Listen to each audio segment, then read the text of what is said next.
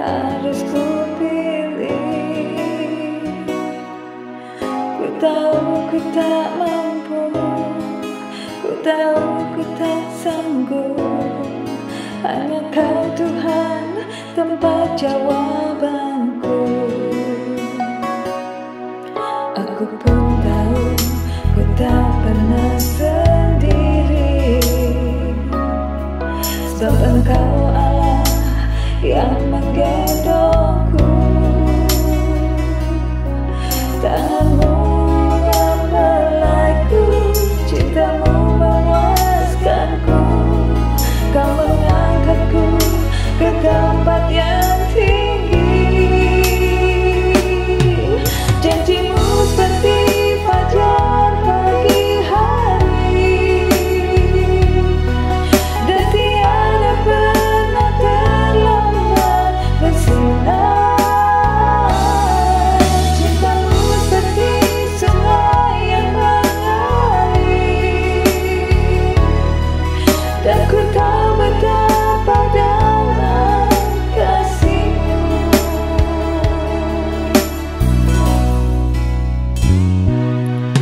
Aku pun tahu ku tak pernah sendiri, sebab Engkau Allah yang menggendongku. Tanganmu membelaiku, cintamu memuaskanku. Kau mengangkatku ke tempat yang tinggi. Janjimu seperti fajar pagi hari, dan tiada pernah terlambat bersinar. Cintamu seperti sungai yang mengalir, dan ku tahu betapa dalam kasih-Mu.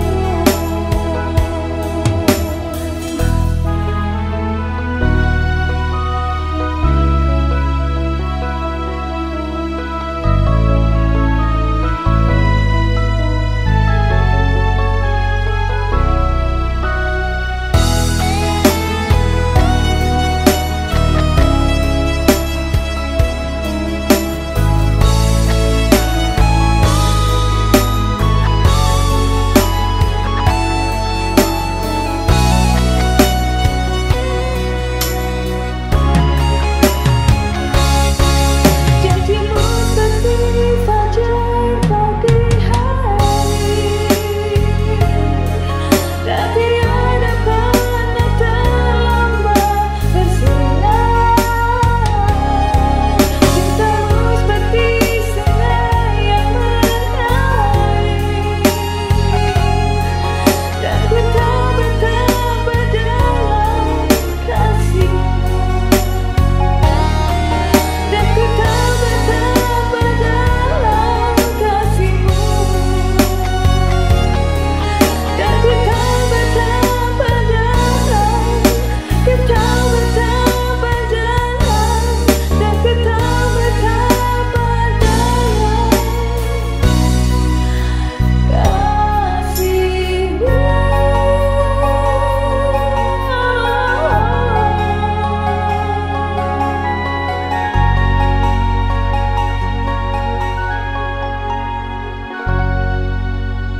Shalom saudara-saudara yang kekasih dalam Tuhan Yesus Kristus, semua yang mendengarkan secara online daripada renungan tengah minggu pada hari ini. Saudara yang kekasih dalam Tuhan Yesus Kristus, tanpa terasa kita telah mengakhiri bulan April, ya, di mana bulan penuh dengan segala macam peringatan-peringatan yang kita hadapi.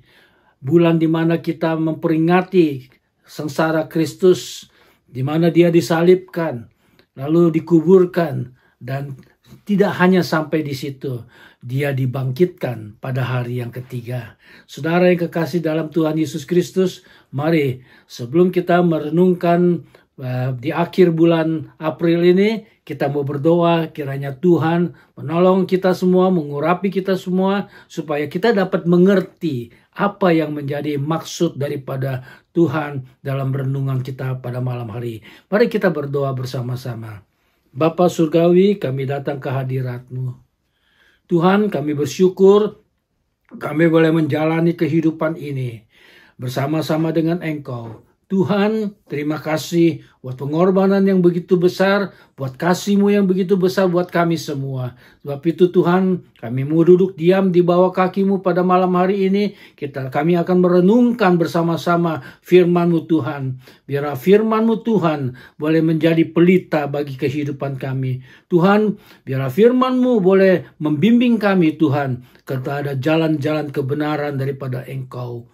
Tuhan, terima kasih Engkau mengurapi yang mendengarkan renungan tengah minggu pada saat ini. Tuhan, Engkau tolong dan berikan pengertian yang sungguh-sungguh supaya mereka boleh menjadi pelaku-pelaku firman. Begitu juga hamba-Mu yang tidak mempunyai apa-apa, Engkau urapi dan Engkau berikan hikmat daripada surga supaya hamba-Mu Tuhan boleh memberikan renungan pada malam ini untuk kemuliaan bagi nama Tuhan. Terima kasih Tuhan, kami alaskan doa kami di dalam nama Tuhan Yesus Kristus. Haleluya. Amin. Puji Tuhan saudara, kita akan merenungkan pada malam hari ini. Saya beri judul, miliki pengharapan ya dalam menjalani kehidupan. Saudara yang kekasih dalam Tuhan Yesus Kristus, apa yang menjadi pengharapan saudara di dalam menjalani kehidupan ini sebagai orang-orang yang percaya kepada Tuhan? Saudara yang kekasih, di dalam Ibrani pasal 6 ayat yang ke-19a mengatakan apa? Pengharapan itu adalah sauh yang kuat dan aman bagi jiwa kita. Haleluya. Saudara, harapan apa yang membuat saudara bertahan sekalipun kenyataan yang sulit terus memaksa untuk menyerah? Apa yang menjadi pengharapan saudara? Apa yang menjadi pengharapan saudara di dalam menghadapi segala macam tipu daya iblis, segala macam perjalanan kehidupan ini? Apa yang menjadi pengharapan saudara? Ibrani 6:19 tadi mengatakan pengharapan itu adalah sauh yang kuat dan aman bagi jiwa kita. Saudara, biarlah kita mau sungguh-sungguh mempunyai pengharapan yang begitu besar di dalam kehidupan kita. Berharaplah kepada Tuhan, karena pengharapanmu di dalam Tuhan tidak akan pernah mengecewakan. Saudara, pengharapan saudara taruh di dalam tangan Tuhan. Karena di dalam pengharapan kita kepada Tuhan, kita tidak akan dikecewakan. Malam ini kita melihat sebuah kisah di dalam Perjanjian Lama, di dalam kitab 2 Raja-Raja pasal yang ke-5. Di sini ada suatu kisah yang sangat-sangat menarik yang kita akan mempelajari. Ya, bagaimana kita memiliki pengharapan. Bagaimana kita boleh memperoleh pengharapan di dalam kehidupan ini. Saudara, di dalam 2 Raja-Raja pasal yang ke-5 ayat 1 dan 3 mengatakan apa? Ayat pertama, Naaman, panglima Raja Aram, adalah seorang terpandang dan di hadapan tuannya dan sangat disayangi. Sebab oleh dia Tuhan telah memberikan kemenangan kepada orang Aman. Tetapi orang itu seorang pahlawan tentara, sakit kusta. Saudara, kita mau melihat kisah daripada Naaman. Seorang panglima tentara, sangat disayangi, sangat dihormati. Karena apa? Dia selalu membuatkan kemenangan. Tetapi ada satu yang mengganjal dalam kehidupan. Sakit kusta. Saudara mengerti bagaimana orang yang menderita sakit kusta. Sangat menyusahkan kehidupannya. Saudara, apa yang akan kita lihat dalam renungan pada malam hari ini. Bagaimana kita memiliki pengharapan itu? Yang pertama, di dalam ayat yang kedua mengatakan, orang Aram pernah keluar bergerombolan dan membawa tertawan seorang anak perempuan dari negeri Israel. Ia menjadi pelayan pada istri Naaman. Saudara yang kekasih Tuhan Yesus Kristus. Banyak jalan yang Tuhan akan berikan pengharapan pada kita, saudara. Di sini kita melihat dia membawa seorang tawanan. Tawanan dari Israel. Yaitu seorang anak perempuan. Dia menjadi pembantu daripada istri Naaman. Seorang anak yang kecil. Seorang pembantu. Kedudukannya sangat rendah. Posisinya masih kecil. Tetapi apa yang dikerjakan, saudara? Ayat yang ketiga mengatakan, berkatalah gadis itu kepada nyonyanya, sekiranya Tuhan menghadap nabi yang di Samaria itu, maka tentulah nabi itu akan menyembuhkan dia dari penyakitnya. Saudara, yang pertama, bagaimana kita memiliki pengharapan? Yang pertama, mendengar berita. Mendengar berita. Berita firman. Saudara yang kekasih dalam Tuhan. Tuhan tidak memandang seberapa umur saudara. Tuhan tidak memandang seberapa kecilnya saudara. Tuhan tidak memandang seberapa derajat kehidupan saudara dalam kehidupan ini. Seberapa besar harta yang saudara miliki. Tidak. Tuhan tidak pernah melihat hal itu. Saudara bisa menjadi pembawa Injil. Supaya banyak orang mendengar berita tentang firman Tuhan. Yang pertama, kita melihat seorang anak kecil. Ya, seorang tawanan. Di sini ayat 2 dikatakan pelayan. Saudara, seorang pelayan pada waktu itu atau seorang budak pada waktu itu tidak mempunyai kebebasan. Tetapi walaupun dia tidak mempunyai kebebasan dalam kehidupannya, tetapi dia bisa berbicara, memberitakan firman, supaya orang bisa mendengar berita tentang kerajaan Allah, tentang Yesus Kristus, tentang Allah yang maha dahsyat. Saudara, anak kecil ini mungkin dari kecil sudah dididik, ya, orang-orang Israel dididik untuk mengenal siapakah Allahnya, siapakah Tuhan. Saudara, anak kecil ini membawa berita. Berita ini disampaikan kepada istri Naaman. Saudara, bagaimana dengan saudara? Mungkin kedudukan saudara lebih baik daripada gadis kecil ini. Seorang budak, seorang pelayan, seorang tawanan. Tapi dia mau membuka mulutnya.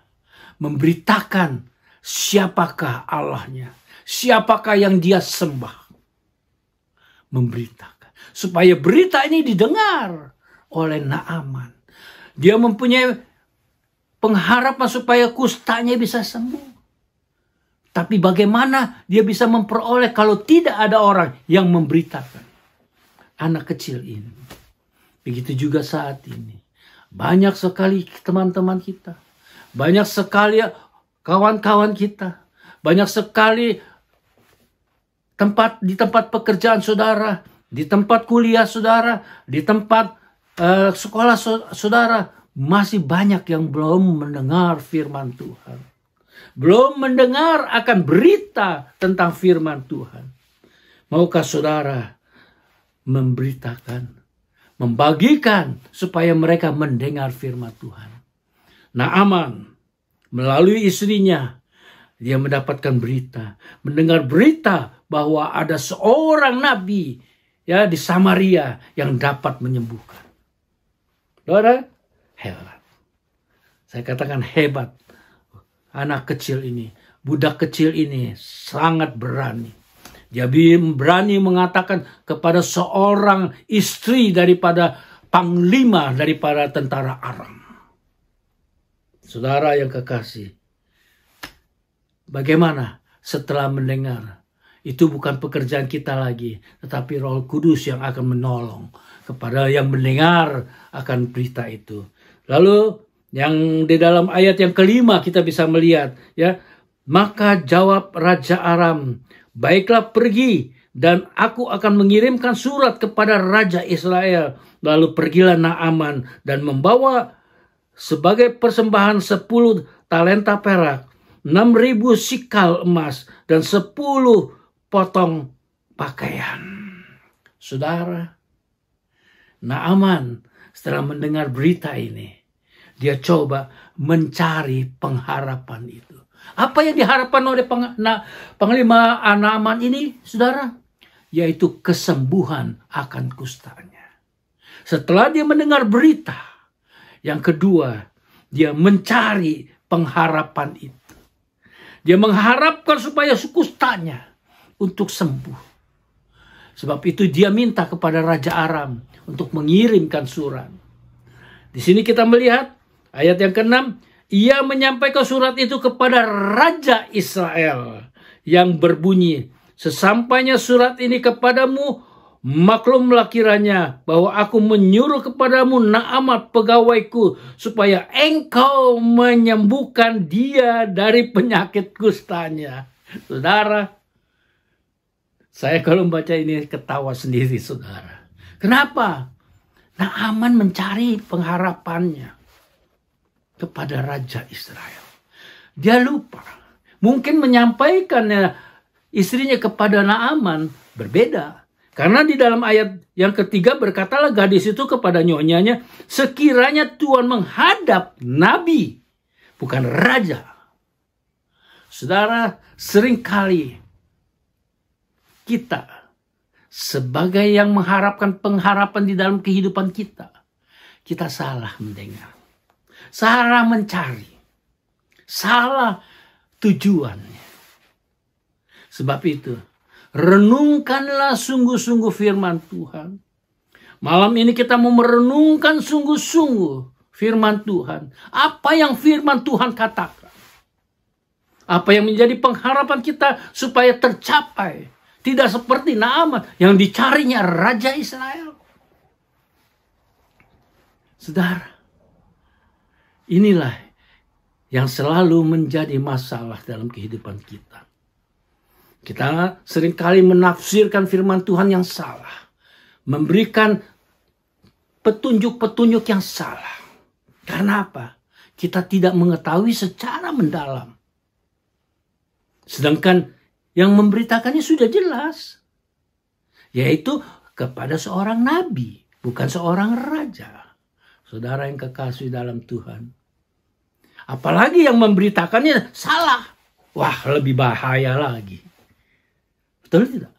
Sebab itu mari, dalam kita merenungkan kita firman Tuhan bersama-sama, teliti sungguh-sungguh dan cernakan sungguh-sungguh firman Tuhan.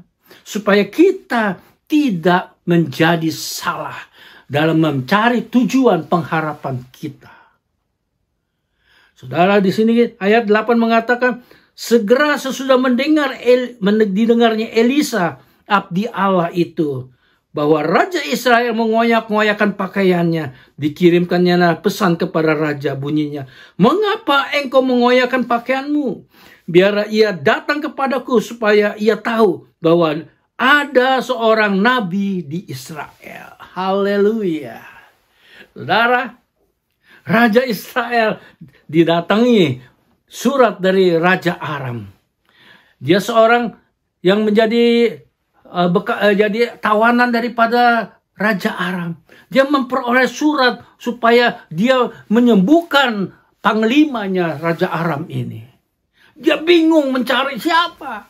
Saya tidak bisa menyembuhkan. Saudara, sampai dia mengoyakkan. Dan dia berdoa. Dan Nabi Elisa, dia mengerti kenapa yang terjadi. Karena Allah memberikan pengharapan, memberikan penglihatan bagaimana dia harus menolong kepada Naaman. Saudara yang kekasih dalam Tuhan Yesus Kristus, mencari pengharapan hati-hati. Banyak sekali nabi-nabi palsu. Banyak sekali ajaran-ajaran palsu. Banyak sekali hal-hal yang menyesatkan di dalam dunia ini. Sehingga orang yang mencari pengharapan di dalam Yesus Kristus, new hope in Christ, disimpangkan sehingga dia tidak mencapai tujuan. Saudara yang kekasih, mari yang mendengarkan renungan tengah minggu saat ini, periksa kehidupan kita. Apakah kita menjalani pengharapan di dalam Kristus sesuai dengan firman daripada Tuhan? Mari saudara, periksa diri kita. Banyak sekali ajaran-ajaran, banyak sekali hal-hal yang menarik dunia ini sehingga dapat menyesatkan pengharapan kita. Saudara yang Tuhan Yesus Kristus, yang dikasihi Tuhan Yesus Kristus, bagaimana selanjutnya? Kalau kita sudah mendengar berita pengharapan, kita mencari pengharapan tersebut, dan yang kita menjalani pengharapan itu melalui firman. Di sini kita melihat dalam 2 Raja-Raja pasal 5 ayat yang ke-10 dan 11 katakan, Elisa menyuruh seorang suruhannya kepadanya mengatakan, pergilah, mandi 7 kali di dalam sungai Yordan, maka tubuhmu akan pulih kembali sehingga engkau menjadi tahir. Saudara, ini adalah firman daripada Nabi. Bagaimana firman Tuhan yang saudara baca pada malam hari ini? Bagaimana firman Tuhan yang saudara baca setiap hari? Apakah saudara menjalani firman itu? Saudara, di sini Elisa katakan, pergi mandi 7 kali di dalam sungai Yordan, maka tubuhmu akan pulih kembali sehingga engkau menjadi tahir. Saudara, 7 kali menyelam. Siapakah Naaman? Seorang panglima, mempunyai kedudukan yang luar biasa, disayangnya oleh seorang raja Aram yang kuat. Tapi dia disuruh mandi. Siapa yang nyuruh? Pesuruh daripada Nabi. Apa ya reaksinya saudara? Kita lihat. Tetapi pergilah Naaman dengan gusar sambil berkata, aku sangka bahwa setidak-tidaknya ia datang dan keluar dan berdiri memanggil nama Tuhan Allahnya, lalu menggerak-gerakkan tangannya di atas tempat penyakit itu, dan dengan demikian menyembuhkan penyakit kustaku. Naaman mau datang dong. Bagaimana dibikin apa begitu gitu? No. Tapi firman Tuhan mengatakan kepada Naaman, pergi mandi selam 7 kali. Selam 7 kali. Saudara, seorang panglima yang ternama disuruh mandi di kali di sungai Yordan. Kalau saudara baca, apakah di Damsyik nggak ada yang hebat? Apakah tidak ada sungai yang lain? Ya, saudara, dia gusar. Saat maukah kita menjadi pelaku-pelaku dari firman Tuhan? Menjalani firman Tuhan yang diberikan kepada kita. Yang saudara baca melalui firman Tuhan. Melalui Alkitab saudara. Di dalam renungan pagi saudara. Akankah saudara menjalani? Saudara, kita sering mendengar, membaca firman Tuhan. Tetapi yang menjadi persoalannya, mau tidak menjalani, melakukan firman. Naaman mempunyai pengharapan untuk menyembuh. Dia pikir, mandi ke sungai, tunggu dulu. Gue seorang panglima, hebat ini. Disinilah kita melihat Allah mau kita merendahkan diri, menanggalkan segala kesombongan saudara, menanggalkan segala ketinggian saudara, menanggalkan kehormatan saudara, menanggalkan segala sesuatu sesuai dengan firman Tuhan yang diperintahkan.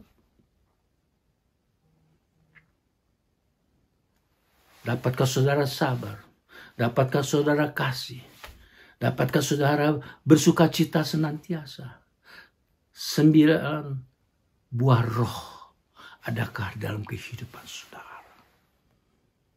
Dapatkah saudara menjalani firman itu? Menjalani firman dan melakukan firman itu. Saudara, gusar. Naaman gusar. Naaman gusar. Saudara, untung. Ayat yang ke-13 mengatakan, tetapi pegawai-pegawainya datang mendekat serta berkata kepadanya, Bapak, seandainya Nabi itu menyuruh perkara yang syukur kepadamu, bukankah Bapak dapat melakukannya? Apalagi sekarang, ia hanya berkata kepadamu, mandilah dan engkau akan menjadi tahir. Saudara, ini perlunya ya orang yang ada sekitar kita. Orang yang ada di sekitar kita yang dapat mendorong kita. Yang dapat memberikan petunjuk kepada kita. Yang dapat memberikan semangat, support kepada kita. Nah, itulah saudara. Perlunya house group atau connect group saudara. Di dalam connect group ini kita bisa bertumbuh bersama-sama. Kita bisa menjalani firman Tuhan, melakukan firman Tuhan, dan kita dilatih di situ. Sehingga house group atau connect group ini boleh menjadi suatu kemuliaan bagi nama Tuhan. Dan saudara dalam keadaan lemah akan disupport oleh teman-teman kita sama-sama. Sebab itu mari jemaat Assembly Church yang belum mengikuti house group atau connect group yang sudah ada, mari. Ataupun di daerah saudara belum ada, saudara mempunyai keinginan, mari sampaikan kepada Pastor John, pada saya, pada Bu Herni, Pastor Herni. Silakan saudara, kami sungguh-sungguh mau supaya jemaat Assembly Church ini berbuah, menjadi kemuliaan bagi nama Tuhan. Bukan untuk kemuliaan daripada Pastor John, Pastor Henry atau saya. Bukan. Tetapi untuk kemuliaan Tuhan, saudara. Kita mau supaya host group ini berkembang, saudara. Host group ini bisa menjadi suatu wadah untuk kemuliaan bagi nama Tuhan. Untuk melakukan firman sesuai dengan apa yang Tuhan perintahkan kepada kita. Mari. Sokong. Bantu host group. Jangan hanya online saja, saudara. Karena online itu hanya bisa bercakap-cakap begitu saja. Tidak ada kontak face to face. Mari. Ya, pada waktu masih pandemi oke lah. Tapi setelah ini mari kita sama-sama bergandengan tangan. Kumpul bersama-sama. Untuk kita bersama-sama melakukan menjadi pelaku-pelaku firman. Karena di dalam house group ini kita berfellowship. Disitulah kita menunjukkan bagaimana kita melakukan firman dengan kasih, dengan sukacita, dengan perdamaian satu dengan yang lain. Saudara, mari. Yang belum bergabung dengan house group, yuk mari kita bergabung. Jangan lupakan, sebulan sekali saudara kita berkumpul di house group.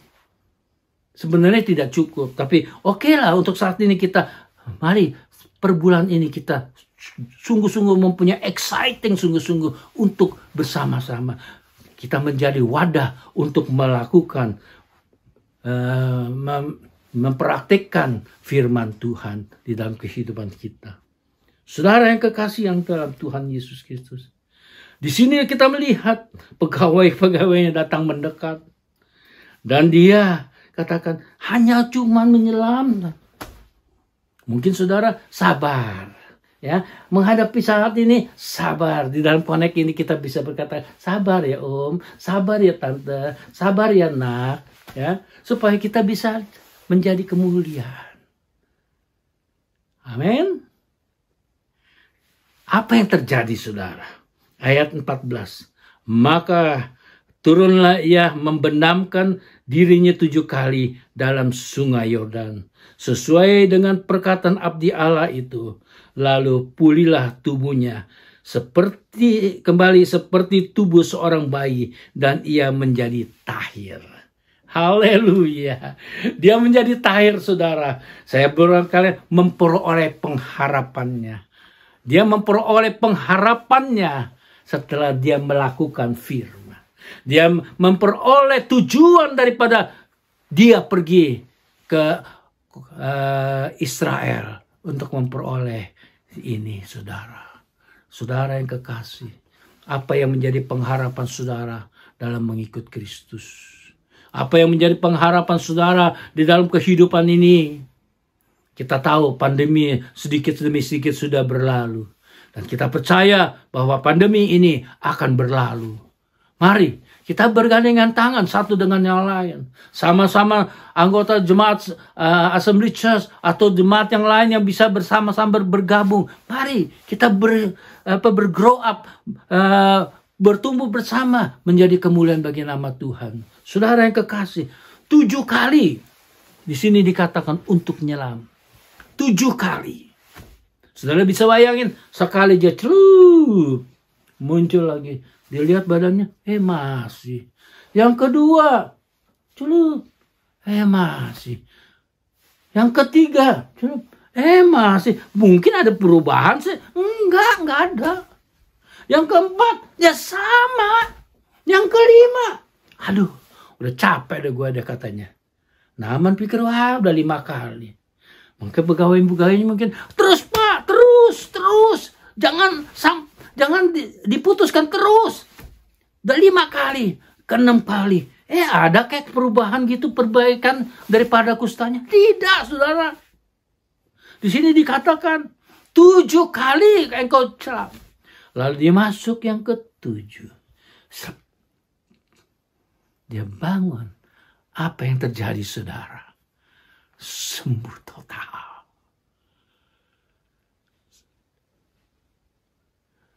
Maukah saudara